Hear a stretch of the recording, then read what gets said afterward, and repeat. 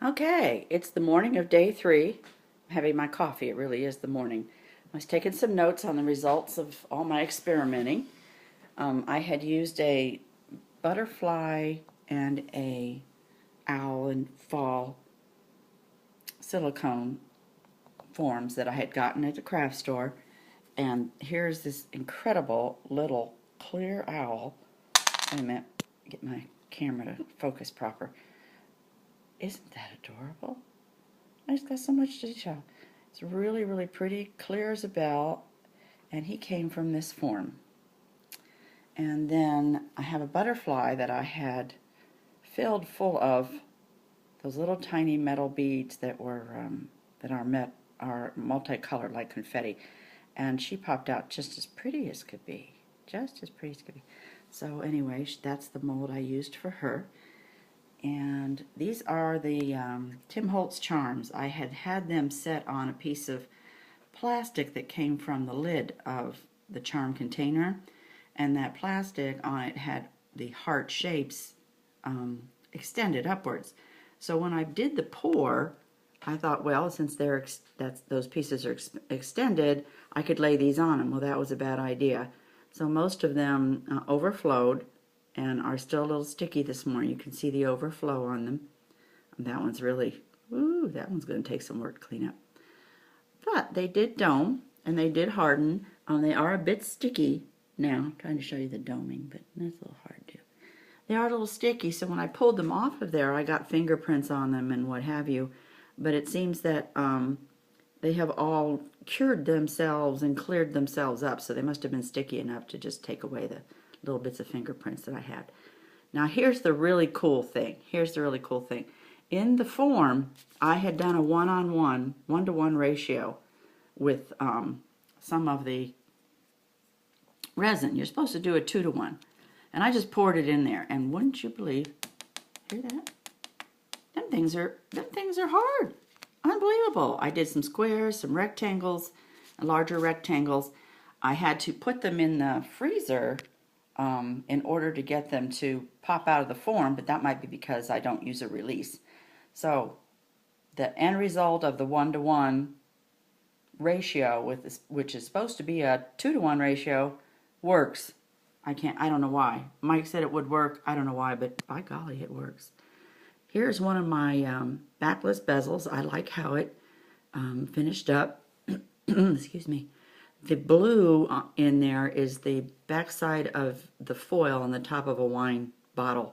And I also placed in there some metal pieces, some, I'm trying to think of it, the flakes, mica flakes. I took a piece of one of the Tim Holtz stickers. I didn't do anything with that paper except just put it in there in one of the layers.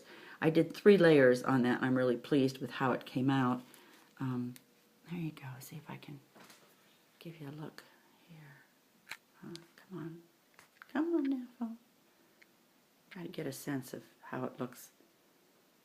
Maybe it's not a little too bright here, but anyway, I'm pleased with it, and it'll make a nice pendant. And this is the second one that I did in an old, these are coin holders. And I'm really pleased how that came out. I think I did this one in 4 layers. And I left some of the bubbles on purpose. I kind of like the look of bubbles. I know you're not supposed to have them, or I don't know, somebody made a law against it or something. But I like to break the rules. So anyway, I put a little metal owl in there, and I put some torn pieces of already resined paper, some chains, some beads, metal beads, some old pearls, you know, this, that, and the other, tchotchke, a face of an old watch, and I really like the way it turned out. It's kind of fun to look at, and that's what it's all about. So that's why I did it. And this is a piece of resin paper that I had done before. It had been resined on the front with a couple layers. See, this stuff is hard, hardened up pretty good, and it's nice and clear, nice and hard. And then I did the back yesterday, and it soaked right into the paper. I did not prepare that paper with anything. It just soaked right in, didn't seem to care. So resin's not as picky as everybody seems to think it is. But, you know, maybe I just had good luck. And this is my, like maybe a quarter of an inch. No, it's not a quarter of an inch. Maybe an eighth. Maybe it's a 1/16 eighth, a 16th piece of copper. It's a round copper ring. And morning, Bobcat. Hi, buddy. Good morning. I resined that. It's backless, so I could really use either side if I wanted. So it came out pretty good. Now it's, I think I mentioned yesterday, it's kind of bumpy on the front, and I did that on purpose, but I might smooth that out today and do a little bit more of a pour and let it just smooth itself out. I don't know. Don't know if I'm going to be that picky about it. Okay, and here are my pieces that are on my dollar store form. They're all coming out really nice. I've got the little bit of sticky on here. Maybe I ought to leave it alone. But this is my bird heart made out of paper. And I should have left it alone. Oh, heck. Well, I've got that to deal with.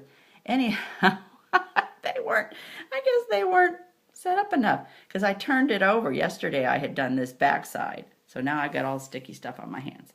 So anyway, I won't turn the rest of them over because they're probably not done yet.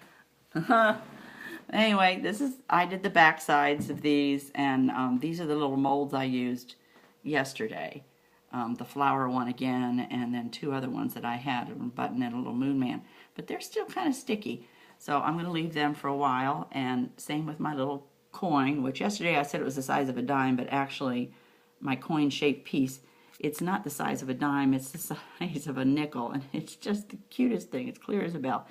And there are my leaves, and they're drying. They domed up really nice. And there's my, I think that's a dogwood tree leaf. I'm not sure, but I think it is. And then my backless bezel again.